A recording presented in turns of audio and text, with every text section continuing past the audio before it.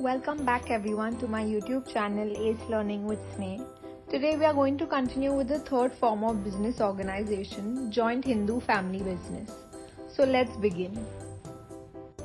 A joint Hindu family business or a Hindu undivided family is a unique form of business which has been originated in India. It exists in India alone. Under the Hindu law, a Hindu undivided family is a family which consists of all persons descending from a common ancestor and includes their wives and unmarried daughters as well. A Hindu undivided family cannot be created under contract. The following are the features of a joint Hindu family business. The formation of a joint Hindu family is very simple as it is formed under the Hindu law. Every member becomes a member by birth and not by any agreement. The senior most member of the family is called the Karta, while the remaining members are called co-partners. There is no limit on membership. One becomes a co-partner by virtue of birth, legal adoption, or marriage into the family.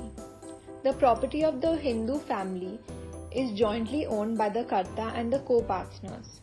The Karta is the custodian of the joint property. As the business is passed on from generation to generation, it enjoys goodwill in the market. It assures the creditors about repayment of loan.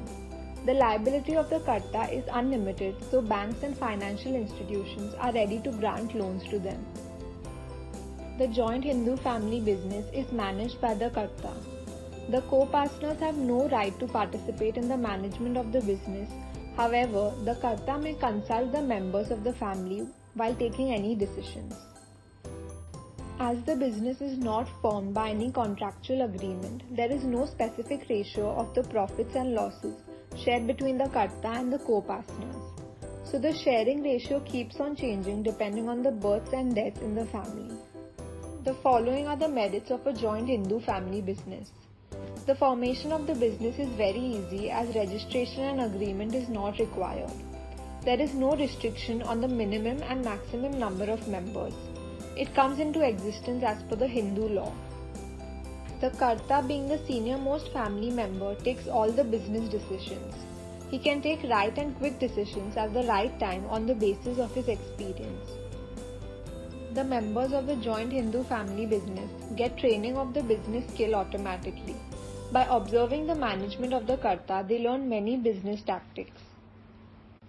The liability of the co-partners is limited up to the extent of their share in the family business.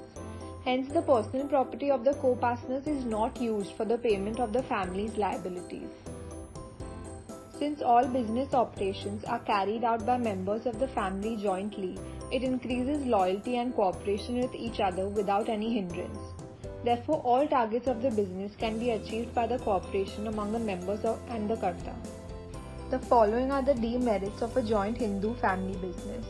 The Karta always faces the risk of unlimited liability.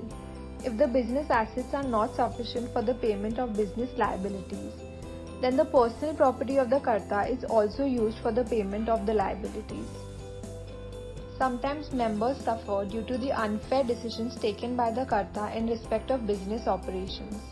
The Karta may or may not possess expert managerial skills, so there is limited scope for expansion. If the number of members are more in the joint Hindu family business, there may be conflicts and disputes. The co-partners may be dissatisfied with the management of the Karta. This can lead to partition of the business. The Karta, being the manager of the business, uses his skills and knowledge for running the business successfully, while the rewards of the business are distributed among all the co-partners.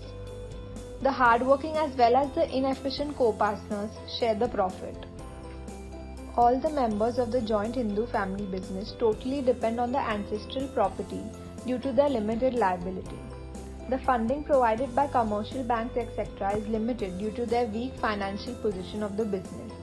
This results in limited expansion and growth of the business. With this, the third form of business organization, joint Hindu family business, has been explained in detail. Please don't forget to like and subscribe. Thank you.